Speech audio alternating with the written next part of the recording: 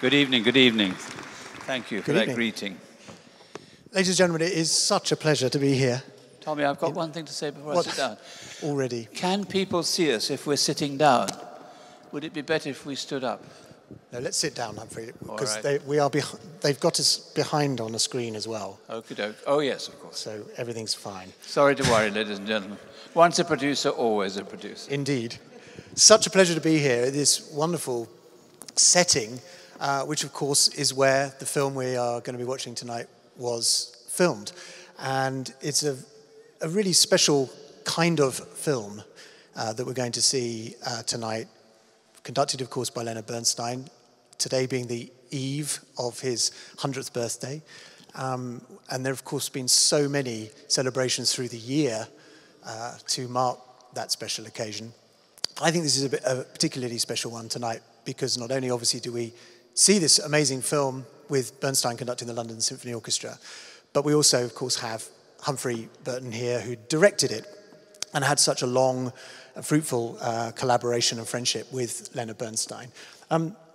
Humphrey, I wanted to start, rather than talking specifically about the film in the first instance, I wanted to talk about Bernstein's relationship with the music of Mahler. Mahler now is everywhere, in concert halls all over the world. And it's actually easy, I think, to forget that that wasn't the case when Bernstein was growing up and when he first started to emerge as a conductor. Oh, you're absolutely right. It wasn't the case when I was growing up either. I was at university in Cambridge just after 51, 54. I never heard a note of Gustav Mahler. He was not part of the classical music scene. And a number of conductors, Bruno Walter, Jascha Horenstein, and Bernstein himself, were determined to bring Mahler. I think Bernstein had the slogan, Mahler's time has come. And when he became music director of the New York Philharmonic in 1958, he said, I'm going to do a Mahler cycle. He postponed it until 60, which was the centenary of Mahler's birth. But then over the 60s, with the New York Philharmonic, he filmed Mahler symphonies, except the number 8, which he filmed in London with the LSO chorus and other choruses. And then, if I may go straight on to how I got involved with Leonard Bernstein, I remember when the cycle was recorded by CBS and the New York Philharmonic, the manager of CBS gave me a lovely black shiny box with a medallion of Mahler on the back and said, here, this is a present. I said, why do you want to give these for me? I have no interest in Gustav Mahler. He's a second-rate composer, I probably said, to my shame. And then, of course, a few years later, Leonard Bernstein's management asked me if I would like to work regularly every year with Bernstein for a German company called Unitel, who, in their wisdom, had decided they would hire Leonard Bernstein to film and perform the Vienna Philharmonic Orchestra, it was, to film all Mahler's symphonies for video cassette, and for as well as for television.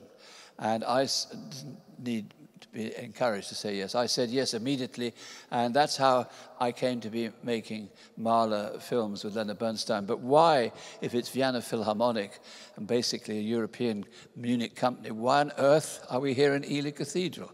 That was a private war between Bernstein's management and the Vienna Philharmonic. And Bernstein wanted to prove that, through his manager, that he was in charge. And he said, I want to do this in Ely.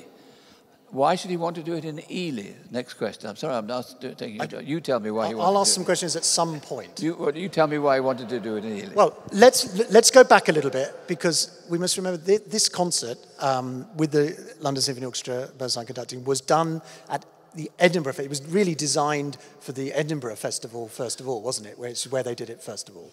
Leonard Bernstein had such a Mephistophelian manager.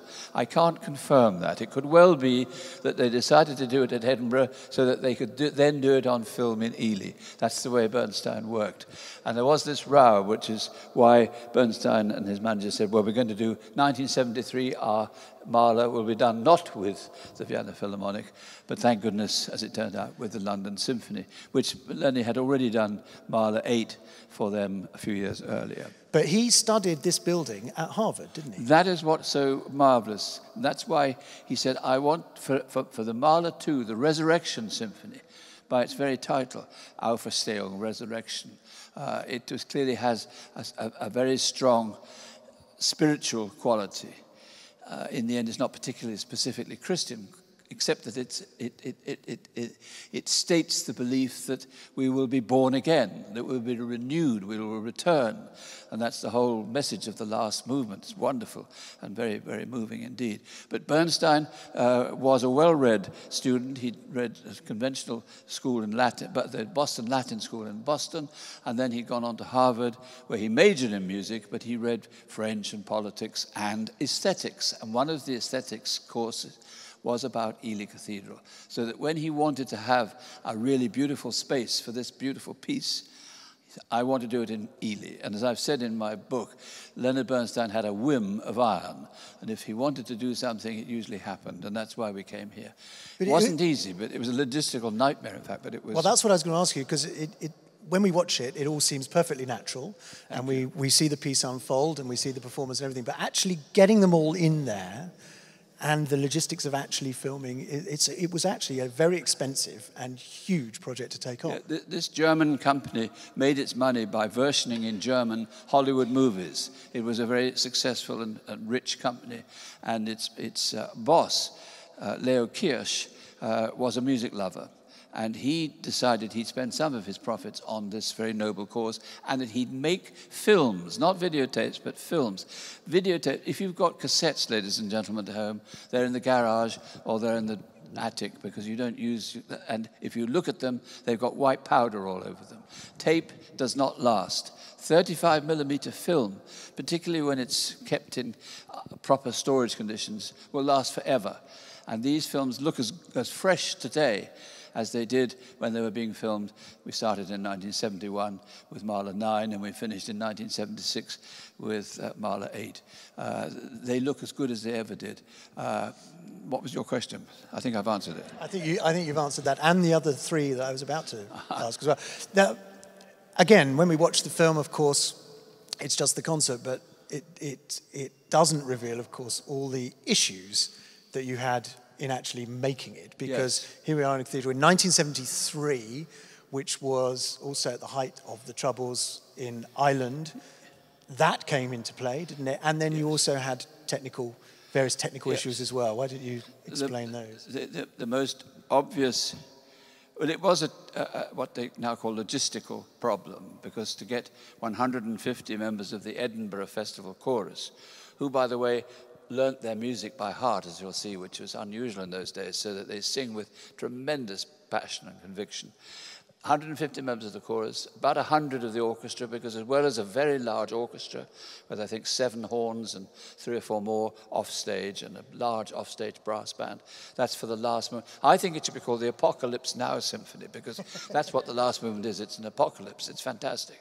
But so that the problem of getting everybody down here and where they were going to stay, I think the orchestra actually came up and went back to London each time. The choir stayed in the train. I think they had a special train with sleepers. I'm not sure how it worked. My job was to write the script and get the cameras in the right place. But unfortunately, just in front here where we're sitting now, we had a big crane camera.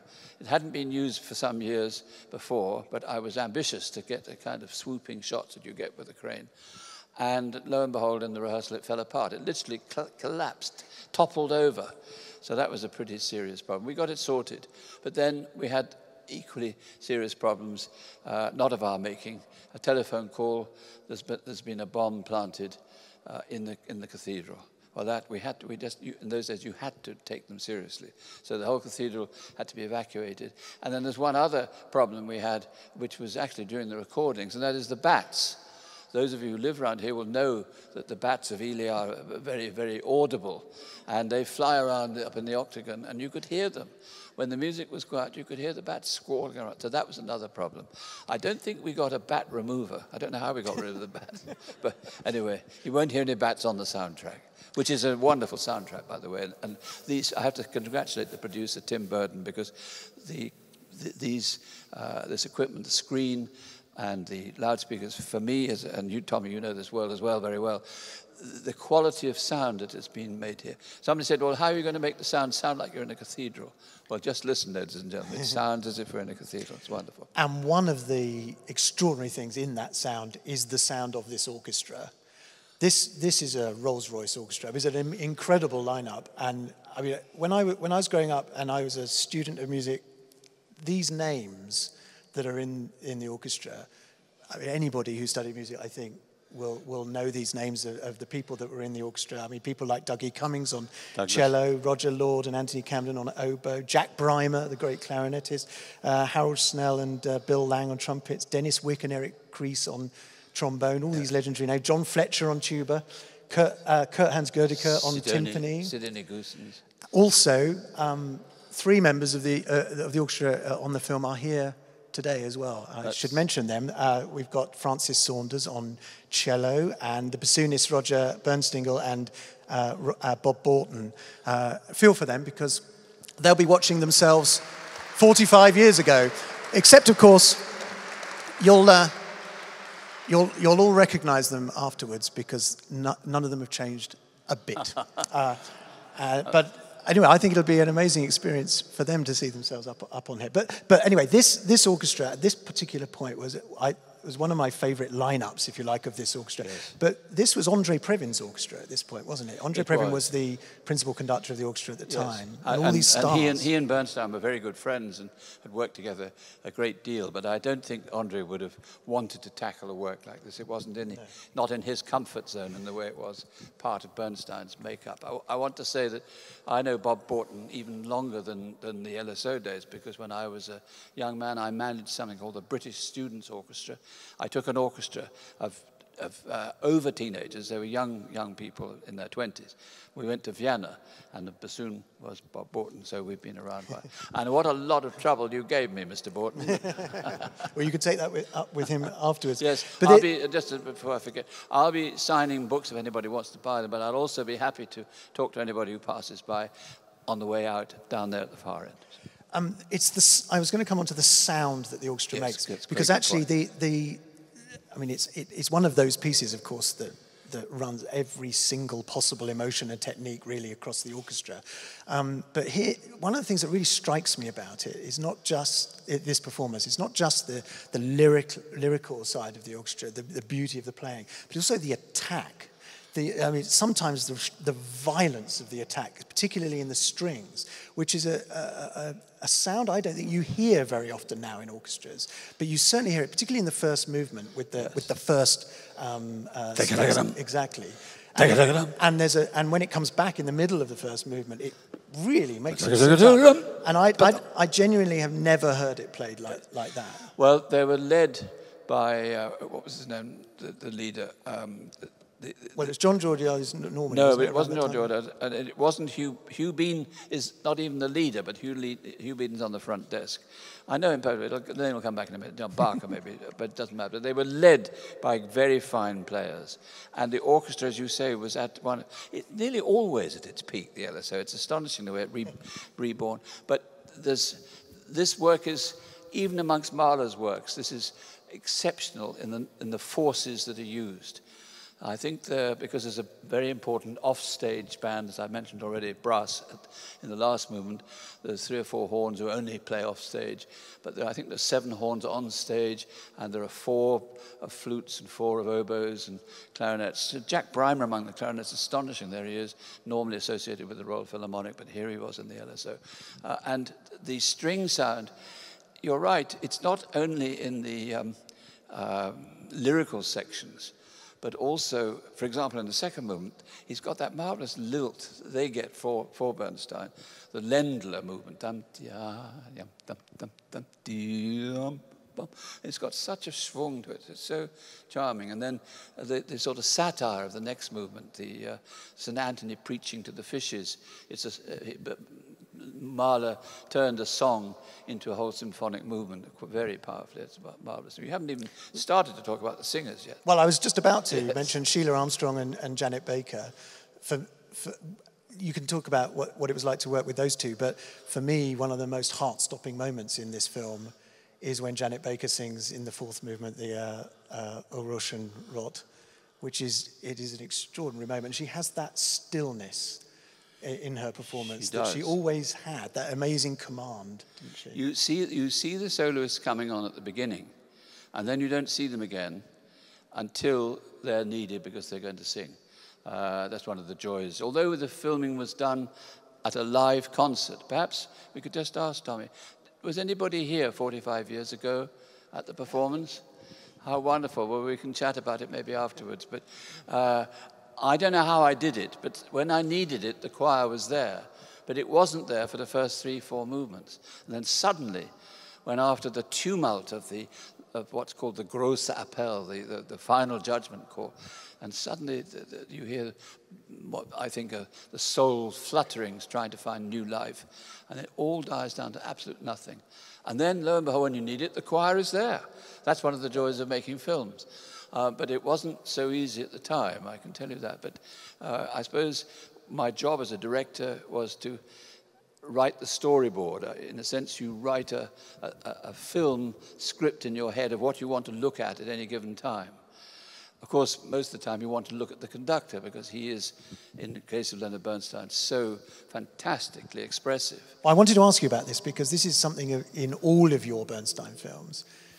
And one of the things that I love about your direction, and we very rarely see now, and it may be a reflection of some of the conductors also, but I think, I can't remember who it was who said it, but it's something like that when Bernstein conducts Mahler, it's as if the piece is being written as he's conducting it. It's that freshness about his approach. But he had such an extraordinarily expressive face. But you stay on him. And actually, I think it's one of the things, if you're used to watching the way in which concerts are directed now, it's quite startling to see sometimes how long you stay on a shot, and particularly with Bernstein himself. Technology has got ahead, I think, of musicality, where the shooting of orchestras. We watch it when you watch the proms. They've got so many cameras at their disposal that they're so much cheaper than they used to be. And if you're editing, you can fiddle around. The director becomes the editor and can go on tinkering with it. And it becomes much fussier.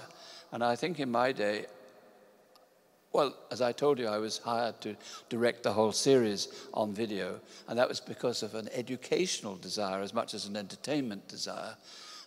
Bernstein and his management and Leo Kirsch in Munich both wanted to have this preserved forever so that it could be studied in music colleges by music lovers for generations to come, and thank goodness that has happened. Bernstein never told me what to photograph. I used to go and have little sessions, not little, quite long sessions, as if I was a conducting student, so that he would tell me what he thought was interesting and important to see at any given point. But I knew that what was most important to see was him, because virtually every bar is a slightly different tempo. He's constantly not pulling it around in a vulgar way, but he's responding to the ebb and flow of the music in a way which I think very few conductors can equal. And his body language, it's not just his expression on his face, his whole body is sensational. In your book, you describe this performance as it had an epic power that Bernstein never surpassed. Why do you think that is? Well, Bernstein was certainly in the 1970s at the peak of his physical condition. He wasn't yet suffering badly from the emphysema and later the cancer, which finally killed him when he was only 72. He was at the peak, top of his game, as I say. And also he was responding to a work which has been voted by, I think, 100 conductors as one of the 5 greatest symphonies ever composed. So it was the right time at the right place with the right music. I think that's probably why it remains. And although I did nearly 200 films of different musical works with Bernstein, I don't think that anything has ever quite got me to the guts of the way that this does. 200 films with him. a long career with him, and also, of course, official biographer, as you mentioned, the book earlier. What, in this year where everybody's been celebrating Bernstein, not just as a conductor, of course, but also as a composer and as educator and communicator in music, what is left with your greatest memory of him, perhaps in work, but also personally? It's awfully hard to. I have so many vivid memories of him. My wife was here too at that time in 1973. And it's your wedding anniversary today. It's our wedding anniversary. That's a different year, but we didn't actually get that. Thank you very much. And I think that although the balletic fury of something like The Rite of Spring, or indeed the vivid, violent movements in this, the tenderness that you'll see in the second movement, for example, and then the way he can combine undoubted ecstasy. It was he himself who said, I can't conduct it well unless I feel I'm composing it on the spot. That was one of his own thoughts about conducting. But it's ecstasy combined with total command of the material, and if he knows that the double basses need a cue for something, even if his arms outstretched, he'll still be able to be in charge. So he's got an ice-cold brain and he's got a volcanic brain in the same body. In that skin of his, there were 4 or 5 great musicians. One was a pianist, another a conductor, another an educator, one a pundit, and a composer, of course, almost above all else.